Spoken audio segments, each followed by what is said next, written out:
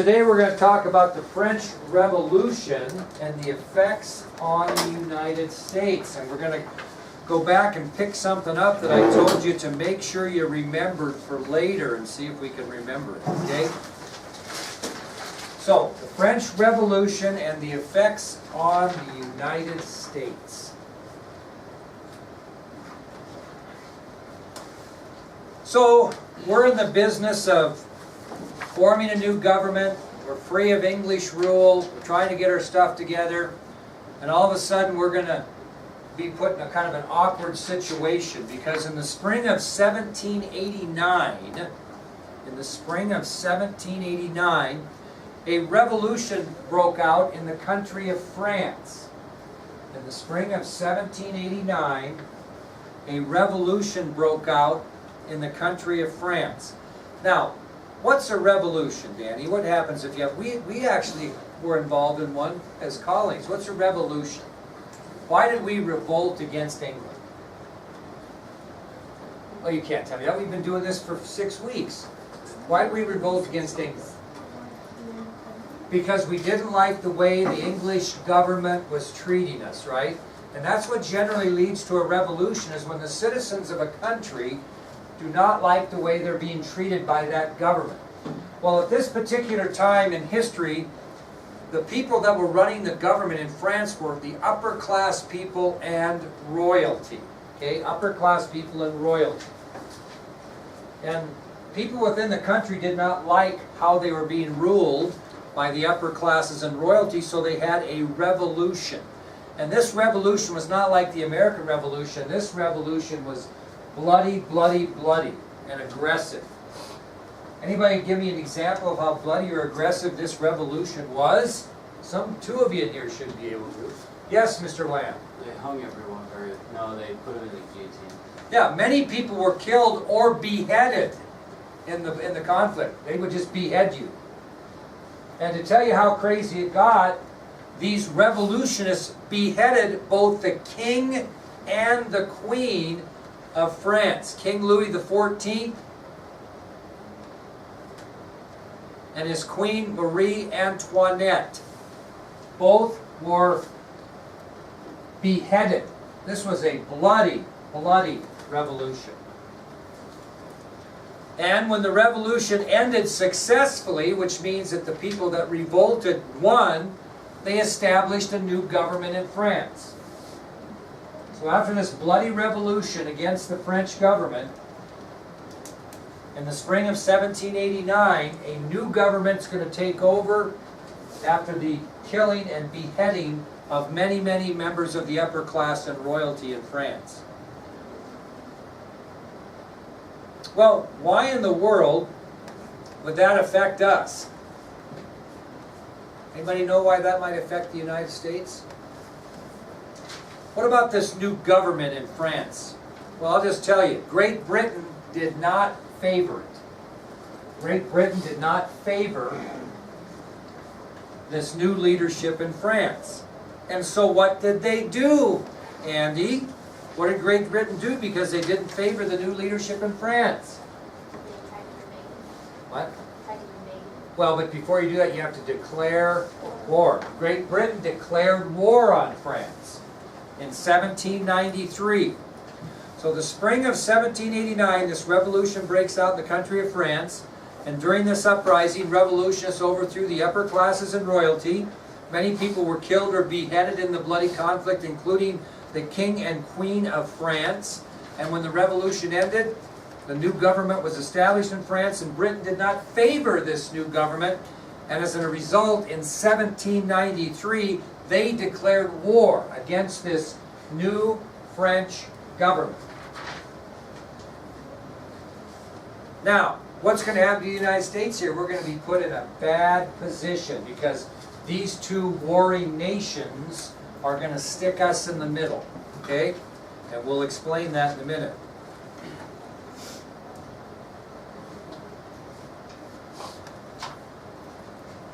Well, what happened is we were trading with both warring countries, right? And neither country wanted what? Us to be doing that. So what did they start doing, Daniel?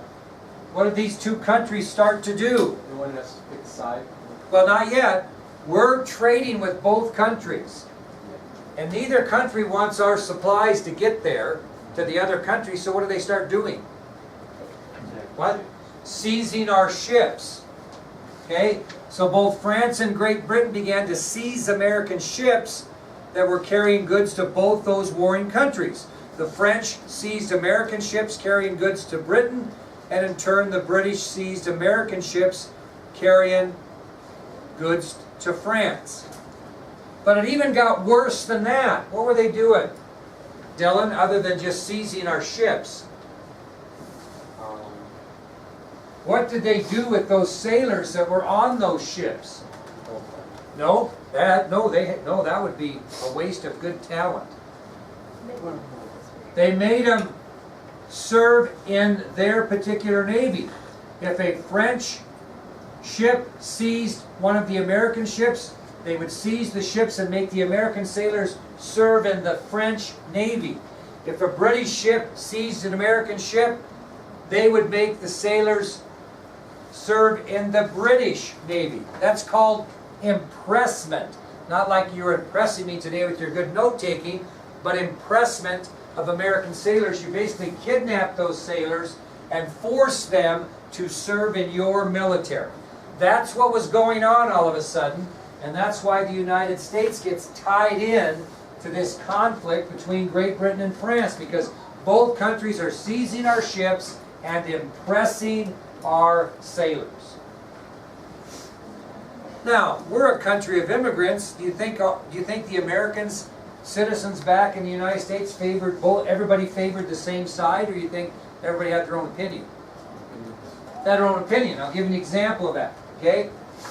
So American citizens began to take sides. Alexander Hamilton and his supporters in the North favored Great Britain in the conflict, whereas Thomas Jefferson and his supporters in the South favored France. So you had a split in opinion within our own country on who to support. Again, Northerners led by Alexander Hamilton supported Great Britain, and Southerners led by Thomas Jefferson supported France. So we have a split within our own country. And we're in a terrible position. And who should we be supporting by rights, by law, by treaty? France. Why? Come on now, really impress me. Why should we, what treaty? I forgot what the treaty was called, but we signed a treaty saying that we would not do this. That's right, the Treaty of 1778, when we needed help so bad, right? In the American Revolution, right? We went to France and we signed a treaty. And we said we would defend the French West Indies, right? And we said we'd never make a separate peace with Great Britain, right? So really, we're bound by the Treaty of 1778. If you're France, would you not expect us to come to their rescue? Because after all, did they come to our rescue in the Revolutionary War? They certainly did. So we're in a horrible position. We're in a horrible position because the United States is still bound by that old treaty they had signed with France during the Revolutionary War, which was called the Treaty of 1778. So if we aid France in any way like we should, what's Great Britain going to do? What? How? But they're going to declare war upon us, and we're not. Are we ready for a war? Not at all. So we're in a bad situation. If we favor France like we should, Great Britain's going to declare war on us. If we don't favor France, they are very, very upset because they came to our rescue when we needed help. And they believe, and probably rightfully so, that we should be aiding them by virtue of the Treaty of 1778. Remember I said keep that in mind because it's going to come back to bite us, and it did. Holy smokes. Well, here's how serious it gets. In April of 1793, France sent their foreign minister, Edmond Genet, to the United States. Okay? In April of 1793, France sent their foreign minister, Edmond Genet, to the United States. What's the first thing he reminded President Washington of?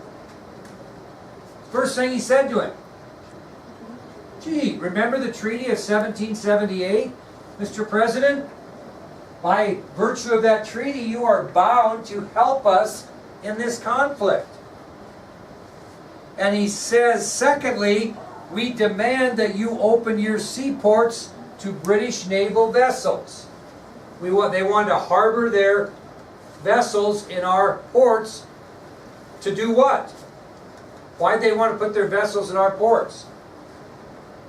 To have us fill them up with what? Goods and supplies.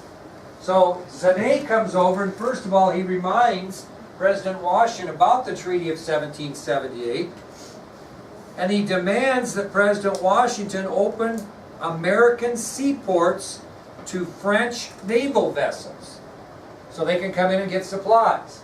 If we can't take it to them, they'll come and get it, right? Well, Washington knows that if he opens the port to French naval vessels, what's going to happen with Great Britain? What are they going to do? They're going to declare war on us, and we're not ready for a war in any way, shape, or form. So Washington's in a tough, tough spot. Who's he more afraid of? I would think so, right? So, having no other choice, President Washington issues the Proclamation of Neutrality. He issues the Proclamation of Neutrality. Anybody want to guess what that stated? I mean, it's pretty easy. We're going to stay neutral. But what exactly did it state about shipping? What did that law say about American shipping? What did he basically do to our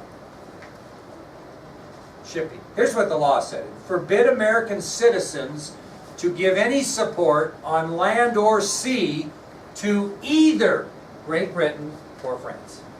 They could not give any support. An American citizen could give no support on land or sea to either Great Britain or France.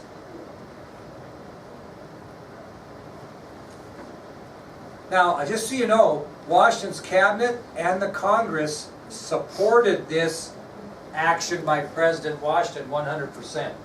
Because they knew too we were in a bad spot, right? So basically what they're going to do is they're going to shut down any aid by any American citizen to give to either Great Britain or France. They want to stay neutral. And Washington was widely supported by his cabinet and the United States Congress. Now, who's he still more afraid of? Great Britain. Now he figures this. We're talking about Reagan again. Reagan, he can't fight back, so what's he going to have to do? Washington can't fight back at the British because the British want his girl, right? He can't fight back. Why couldn't you fight back against me? In theory, in our little scenario. Okay, so what did you do? Negotiate. Very well. So what Washington did is he sent the Chief Justice of the Supreme Court to Great Britain to try to settle differences with that country so they would not declare war on us. Who was the Chief Justice? John Jay. John Jay. So, even though they signed the Proclamation of Neutrality, Washington was still very nervous about a possible war with Great Britain. So he feels like he needs to negotiate. So he sends the Chief Justice of the Supreme Court, John Jay, to England to try to negotiate a peace with Great Britain. Try to settle their differences. Who's that? That really upset France. No, well, upset France, but the story is really, so we were less afraid of France than we were of England. You know what I mean? So, President Washington ordered John Jay to offer Great Britain the following two concessions.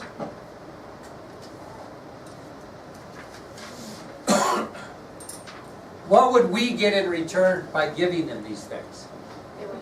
A no war pledge. Yep, no declare war pledge. But here's what Washington asked Jay to offer Great Britain for a no war pledge. First of all, it gave Great Britain the right to trade in all American ports. It gave Great Britain the right to trade in all American ports.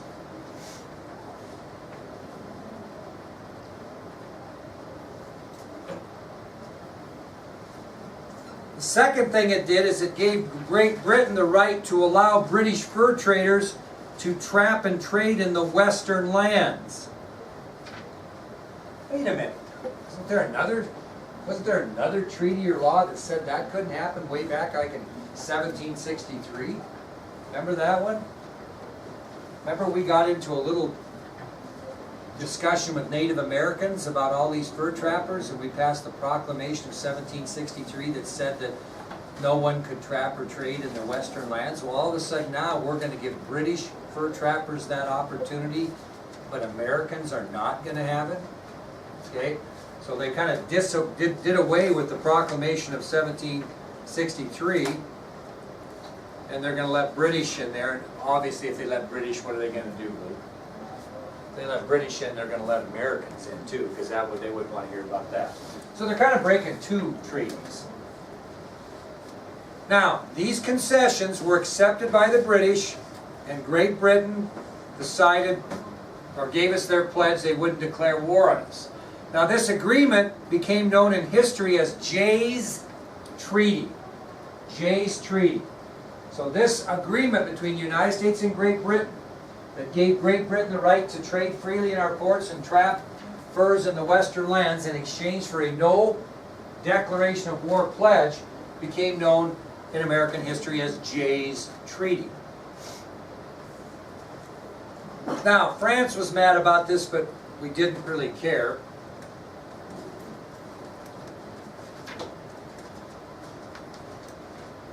Well, the news of Jay's Treaty between the United States and Great Britain came as a big blow to the country of country of Spain.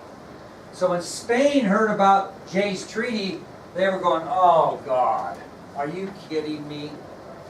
Really? The United States and Great Britain just agreed to a no war against each other pledge," which means they're kind of what? Allies. Well, the problem was, guess who Spain just signed an agreement to protect, or help protect? France.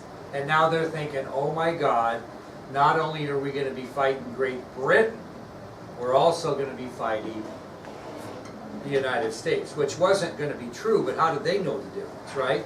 All they're doing is seeing the results of Jay's Treaty, that Great Britain and the United States came up with an agreement, figuring we were allies. They had just signed an agreement with France to help defend France against Great Britain. So what did they think? They were going to end up in a war with who? The United States. So they do the same thing that we do to make sure that Great Britain doesn't declare war on us. So what do? Try to war. Yeah, they're trying to get a no-war declaration pledge from us that we won't declare war on them. And the man that negotiates this treaty with Spain is going to be Thomas Pinckney. So it just kind of works out weird. Think about it again. We don't want a war with Great Britain, so Washington sends John Jay to kind of give away the store, right? In exchange for a no-war declaration pledge, we give Great Britain everything, right? And they give us, really, okay, we won't declare war on you. Well, it just so happens that Spain just signed an agreement with France, and they're worried about the United States now jumping into the war against them. So they're willing to give us what we want in exchange for us saying we won't declare war on you. So it worked out. So let's see what we get out of the deal. Let's see what we get out of the deal.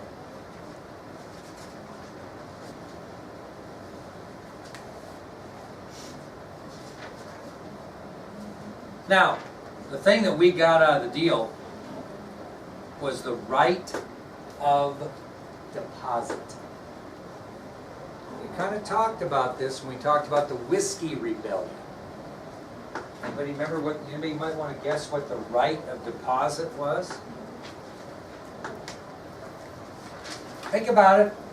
Talk about the Whiskey Rebellion. Why do we have a Whiskey Rebellion other than the fact that these guys wouldn't pay their taxes? Why were they growing whiskey? Why weren't they just growing crops?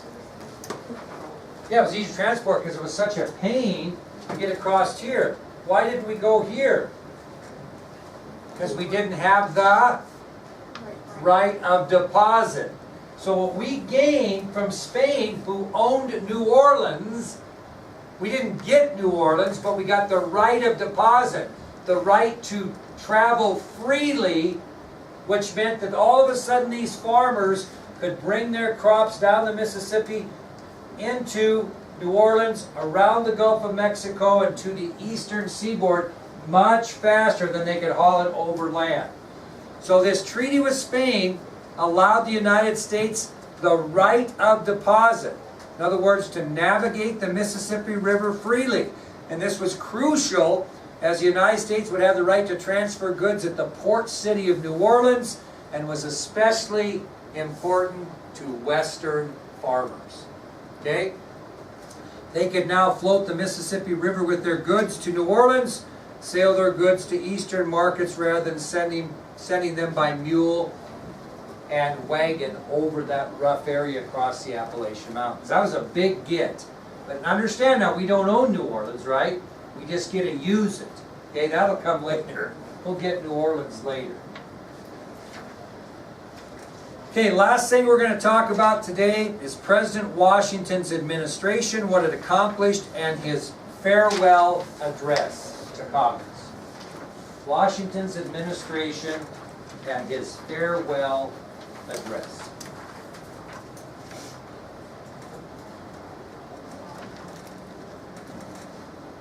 Okay, by 1796, could Washington have run for a third term? Yes. Sure he could. He could run for 10 terms. But he decided not to. He had had enough. Okay, so he was not going to run for a third term. So